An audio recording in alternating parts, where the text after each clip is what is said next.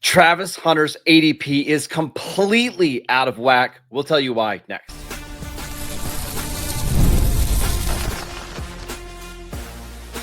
You are Locked On Dynasty Football, part of the Locked On Podcast Network. Your team every day.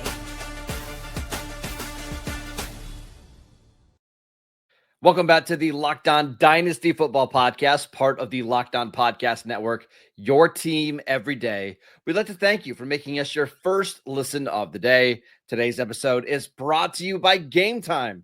Download the Gametime app, create an account, and use promo code LOCKEDONNFL for $20 off your first purchase.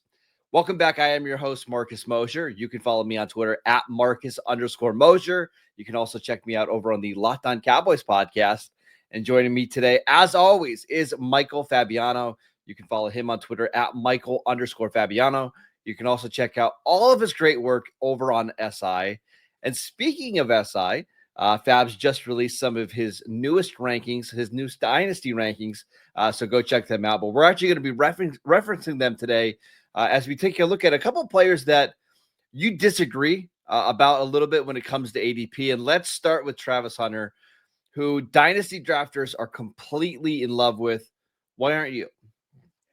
Because of that shroud of the unknown. We just don't know if Travis Hunter is going to be able to pull off what no other player in the National Football League has ever been able to pull off, and that's to play two positions full time.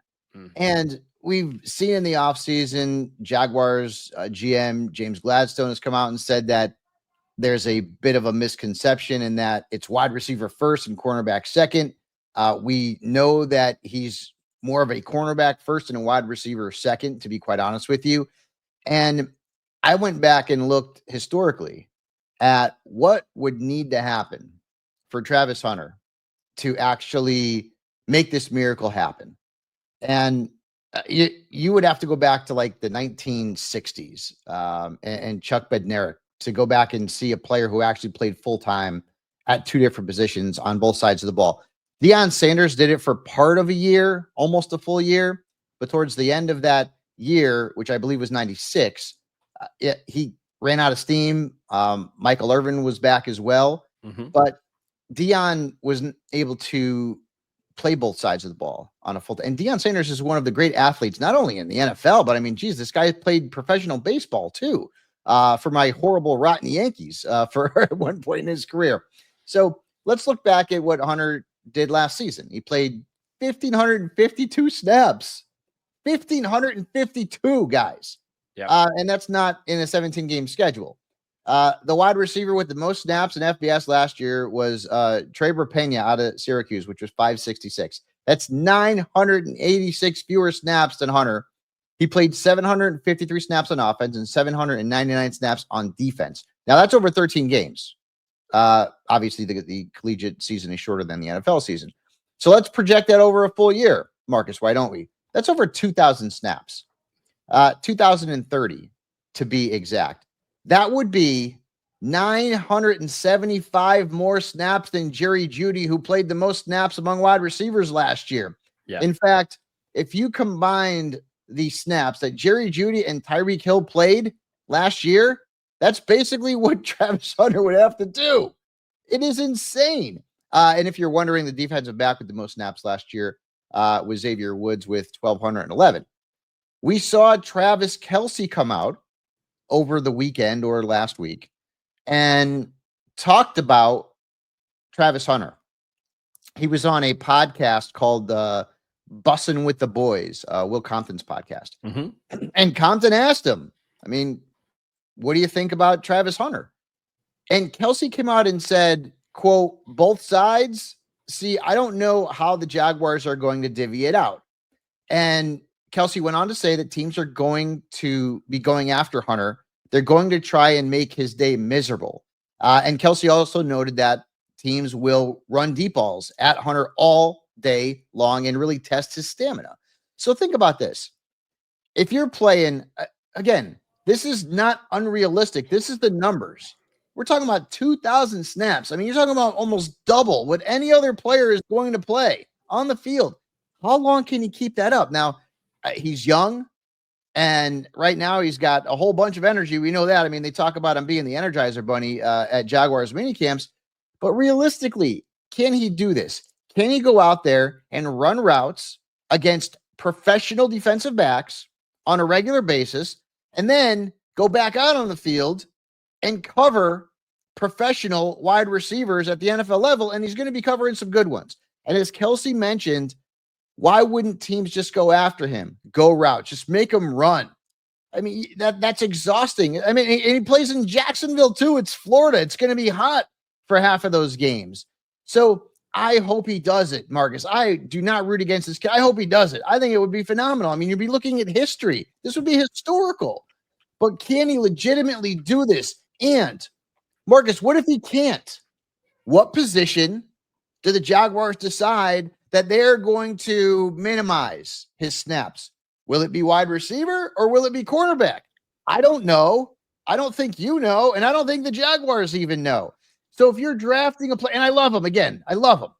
But if you're drafting a player at the end of the second round in a dynasty startup who may not even play a full complement of snaps at the position you need him to play, which is wide receiver, there's risk there. So I'd rather take him somewhere in the third round, maybe the beginning of the fourth round. People may say, Fabs, you're crazy. He's not going to be there. Okay.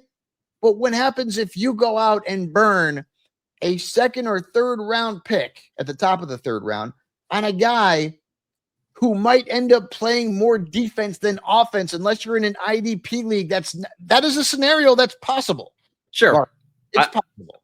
I don't think it's likely, because I do think if you're using the number 2 pick, you're trading a future 1 on top of pick number 5. You're going to use that guy on offense just because a wide receiver is more valuable than a corner, and that's how you're going to get the most value out of him. So I don't have as many concerns that way.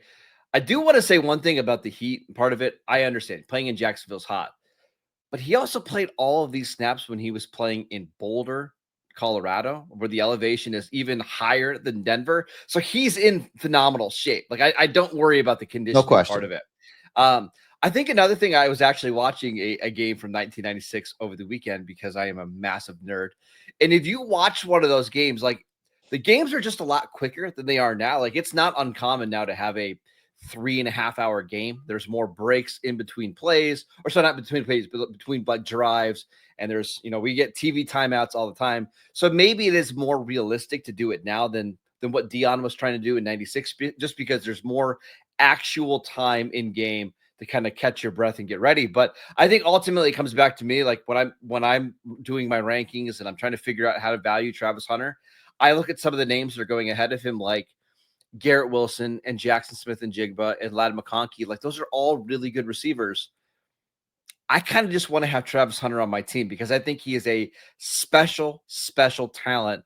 And I think he's more talented as a pure receiver than all those guys. And I'm going to gamble on the talent and the upside here. I get it. And to be quite honest with you, I'd love to be able to get him in one of my dynasty leagues too. But I'm not doing any startups. I'm doing all just, rookie only. So where I'm going to be positioned, I'm not going to get him. I get to draw that. I wrote about that at Sports Illustrated. It's like when I was a kid and they had those NFL sticker books, and I would go into the drugstore and I'd like do everything I could to get my mom to buy me like this sticker book and then the stickers so I could fill it all with my favorite NFL players and a lot of Dallas Cowboys. I just wanted it. Like I want it. Listen, I want to have Travis Hunter too, but I don't know what I'm going to get. Right. And then I still think third round, and in the case of the ADP here, we're talking about end of the second round. That's really high for a player who's got so many question marks. And again, we're talking about a startup here. This isn't a rookie only draft. This is a startup, which means that every player is available to you.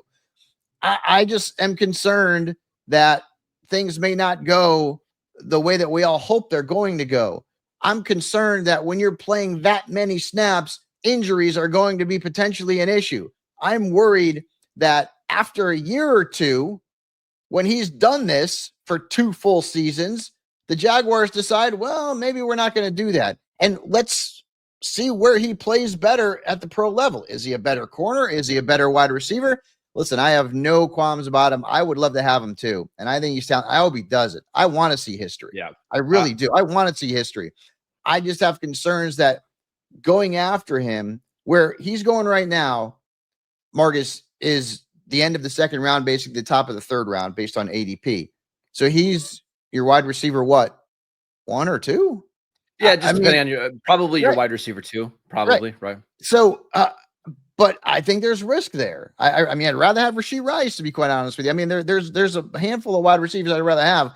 I think sometimes the excitement of a player, especially a rookie, a young guy who is such a unicorn, I think that's going to push ADP up because people get excited about it. So I'm just telling people to temper your expectations. Again, I hope he does it. I hope he's amazing. But, there's going to come weeks where he plays more cornerback than wide receiver, and you started him and he gave you 3.5 points, and you're like, what in the Sam hell is going on here? And then it's going to be sort of a guessing game week in and week out until we finally see some sort of, well, he's playing more wide receiver predominantly, and so I'm safe playing him. Well, he's really playing half and half, and the snaps at wide receiver. We're all going to learn every single week, and so that's the concern for me. All right, let's talk about another player that dynasty drafters and managers are struggling with right now, and that is James Cook. We will get to him next. This episode is brought to you by Gametime. Have you ever decided that at the last minute you wanted to head to the ball field with some friends and family? Maybe it's game day and you suddenly realize that you want to be in the stands. That's exactly where Gametime comes in. It's the easiest way to grab last minute tickets without all of the stress. With the money that you save on tickets, you can splurge on food, drinks, merch, or even invite a bigger group to come with you. And Gametime makes it possible.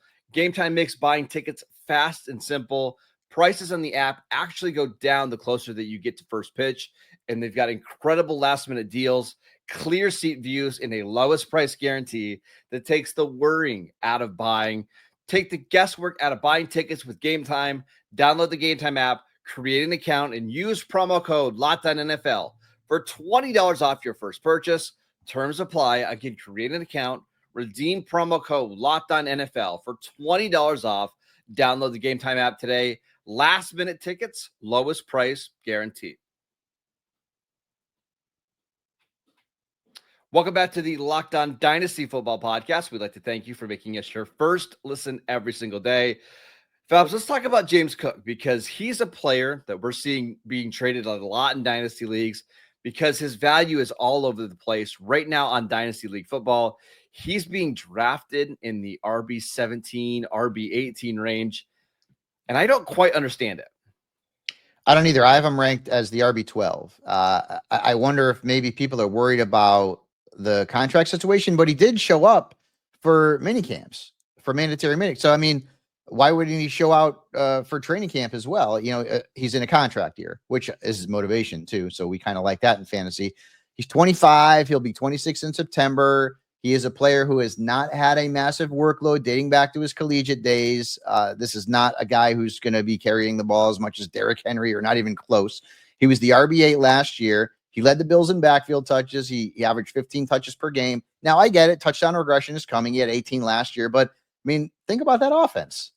Is 10 to 12 out of the realm of possibility? No, and that's pretty damn good. And DLF has Cook behind, like, I want to say older backs, but like Josh Jacobs, Christian McCaffrey, Derrick Henry. I'd rather have James Cook than all those guys. We're looking long-term here. And I actually like him more than, Chase Brown, Quinshon Judkins, Travion Henderson, Chuba Hubbard.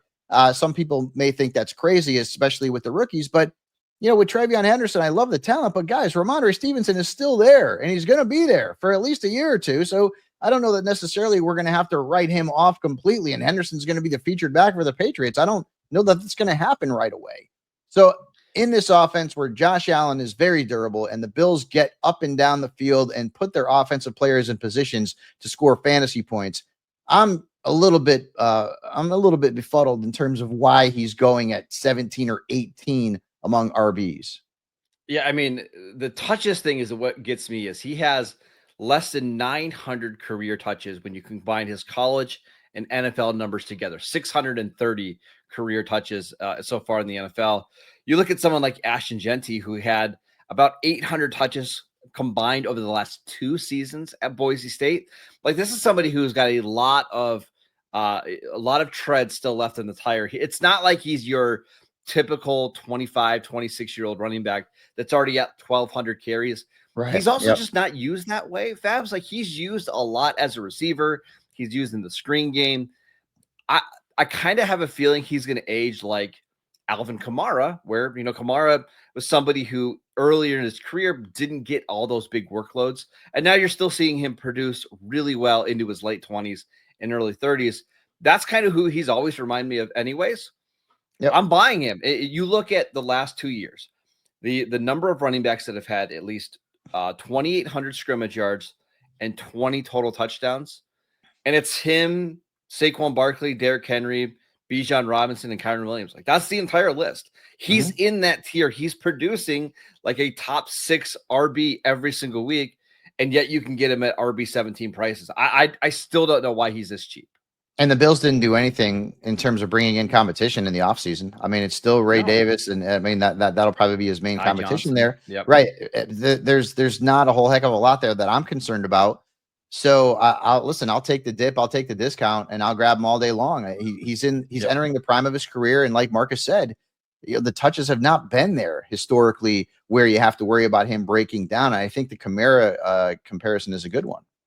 And the other thing that we're seeing is, yes, he's not going to score as many touchdowns as he did last year. That's baked in. We know that. Like the regression is coming. But RB 17, that's like assuming he's not going to score any touchdowns, right? Like it's you're expecting the touchdown total to go from like 18 to 4, and it's just not, because he's in too good of an offense and he's too big of a part of the offense to not score touchdowns. Maybe he only gets to 8 or 9. And again, I think you're talking about like 50% regression. I don't think it's going to be that big. But I think that's already impacted. Let's talk about some of the trades that we've seen over the last couple of days. James Cook for pick 107 in a non-superflex rookie draft. I'd probably still rather have James Cook, because I'm thinking at that point. That's Caleb Johnson. That's RJ Harvey. Right. Yeah, I'd still rather have James Cook. Okay. James Cook, again, this is how available James Cook is right now. James Cook for Josh Downs and pick 303 in a rookie draft. Somebody been drinking a little too much, because that's crazy, man. But you know the thing, Fabs, is like if you go to Dynasty League Football and you look at the trade finder, there are trades galore that are just like this, where James Cook is being sold at 60 cents on the dollar. All right, here's another crazy. Why would you do that? James Cook for a 2026 second-round pick and Texans tight end Luke Leachy? No, sir. No, thank you. Yeah. No. Okay. James Cook for Jermaine Burton and pick 112. No. Jermaine. That's what I'm saying. Like, what are people thinking? I don't what are you going to get at 12? That's going to be better than James Cook. I mean, you're not getting a running back that's anywhere close, right? No. Okay. How about a receiver? James Cook for Xavier Worthy, straight up. I love Xavier Worthy. I would do that deal in a heartbeat.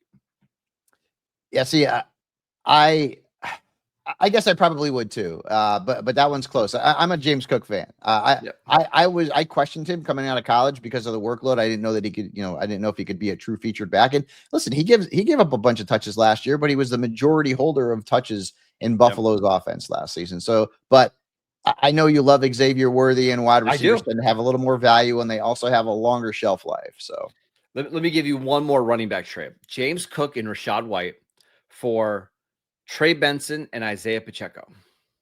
No. This is the whole point, is that you can go out and get James Cook a lot cheaper than you might expect. So if you don't have him on your team, go out, throw out a couple offers, see just how available he is in your dynasty leagues. All right, Fabs, let's talk about another running back that has I can't figure out, and that's Breece Hall of the New York Jets. What is his dynasty value? Where should he be ranked? We'll discuss that more next.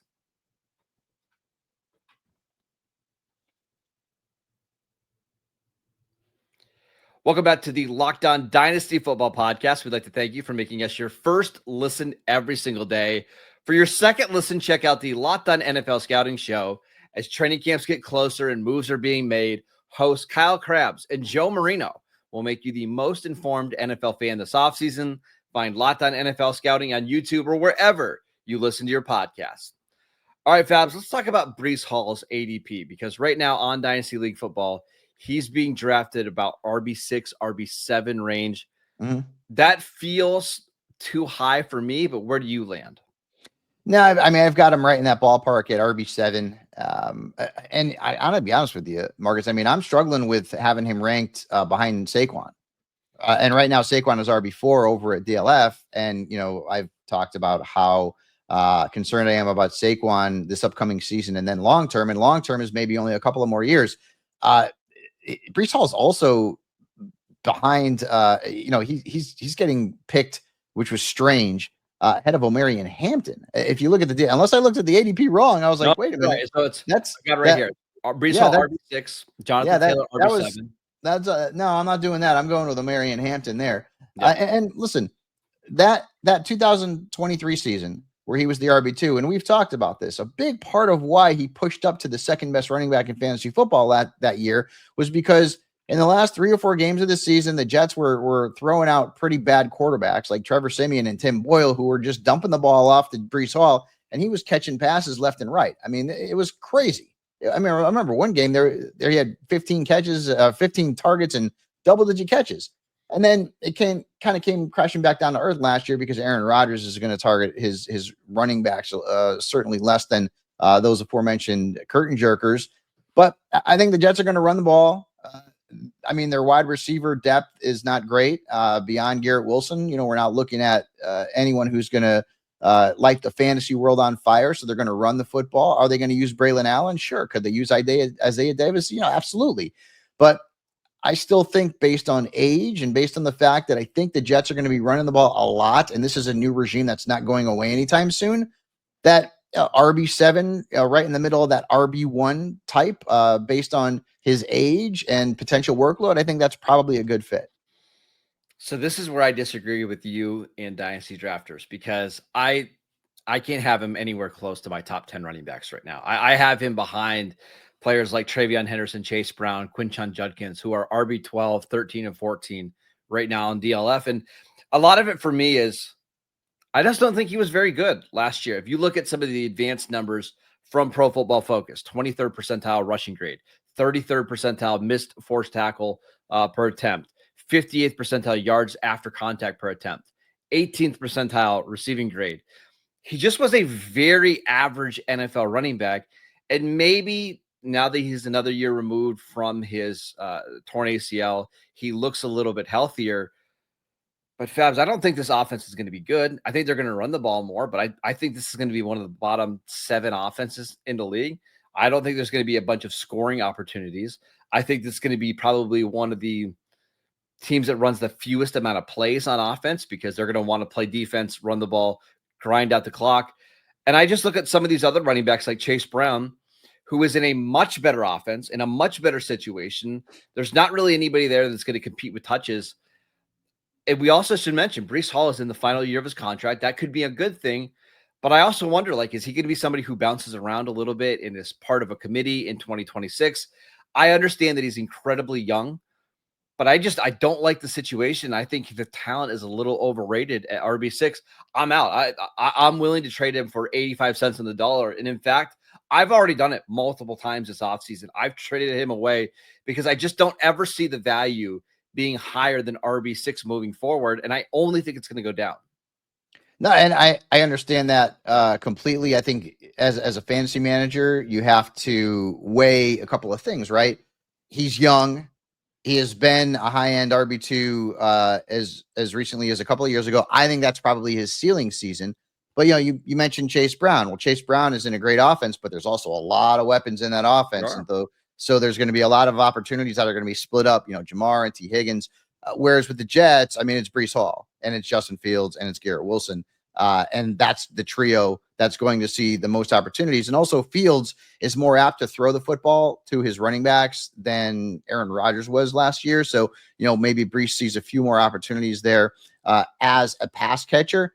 I understand the question marks about him.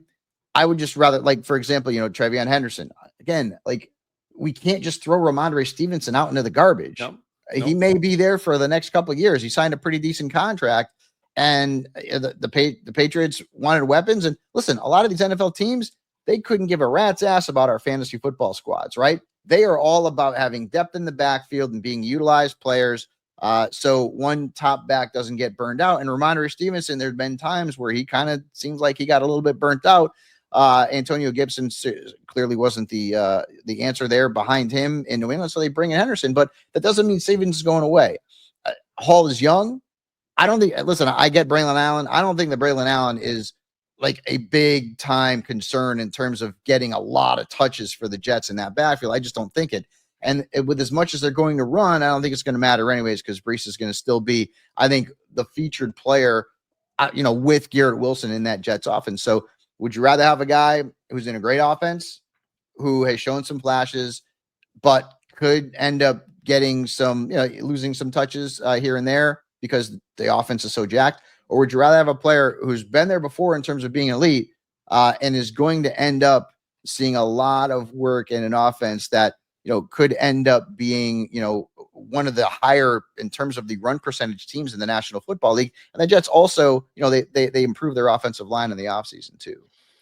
I'd rather have the running back on the good offense because there's just a chance that he could score a lot of touchdowns, and that's what's going to decide the league. You look at these running backs that all finished inside the top 5, top 6 last year. They're all part of really good offenses. It's very, very hard to get a top 5, top 6 fantasy running back that's on a bad offense. Like those players just don't really exist anymore. And speaking of that, I'll go further on names. If you offered me right now Breece Hall for James Cook, I would take James Cook. I think Breece Hall is probably the more talented player, but I just trust Cook in a better offense with more scoring opportunities than I do Breece Hall, because that team could be such a dumpster fire by halfway through the season that they trade Breece Hall or they're playing Braylon Allen more. I'm just open to all possibilities there. I just think his range of outcomes is very, very wide, where some of these other running backs like Chase Brown, yeah, maybe he doesn't get 20 touches a game. Maybe it's 16 touches, but I would much rather have 16 touches in Cincinnati's offense than 20 with the Jets. No, I get it. I also would push back a little bit in terms of running backs who are on, good offenses, putting up, great numbers, better numbers. I mean, like Devon Achane wasn't on a great team last year. I mean, the Dolphins, weren't great. He was the RB5. James Conner generally scores a lot of points. But James Conner wasn't on a great team last year. He was the RB11. Chuba Hubbard was on a really crappy team and he was the RB14. So I don't think it's out of the realm of possibility. And that's kind of what I think Breece Hall is going to be. I think Breece Hall is going to be sort of a lower end RB1, maybe a higher RB2. But I just like the age and I like the offense that he's in. And I got to be honest with you. I mean, you also know I love Justin Fields, and a mobile quarterback, a guy who can run, that defenses have to concern themselves with, can also help the value of a running back in that backfield. And I think that's the one thing that, like, if I'm going to be wrong here, that's how it's going to be wrong. Like, Justin Fields is just they're going to lean into Justin Fields running the ball. And we've seen throughout NFL history, you pair a mobile quarterback with a good run game and what that can do. I mean, think back to what Michael Vick did for Work Done and TJ Duckett, or what Vince Young helped do with Chris Johnson. Like, we can go on and on naming these examples. But that's how I think it does happen. And maybe Fields is just competent enough to score 20 points a game. And maybe Aaron Glenn turns this Jets defense into one of the league's best, and they're winning a bunch of 20-17 games. But I just think in that conference, in that division, this is a team that could be behind in a lot of games. And I don't think that's great for Breece Hall's dynasty value. It's going to be fun to watch, my friend. At worst, I get to watch Breece Hall playing in those glorious Jets uniforms from back in the 80s, because I love those. I do like those uniforms. You're right. They are the best. All right, that is it for today's show. We want to thank you for making Locked On Dynasty Football your first listen every single day. Go check out the channel on YouTube. Download the podcast wherever you get your podcasts. We are free and available on all platforms. Follow Fabs on Twitter at Michael_Fabiano. I'm at Marcus_Mosher. On Tuesday's show, we're going to do a round 1 Superflex mock draft. So make sure you guys tune in for that. And we'll see you right back here on Tuesday.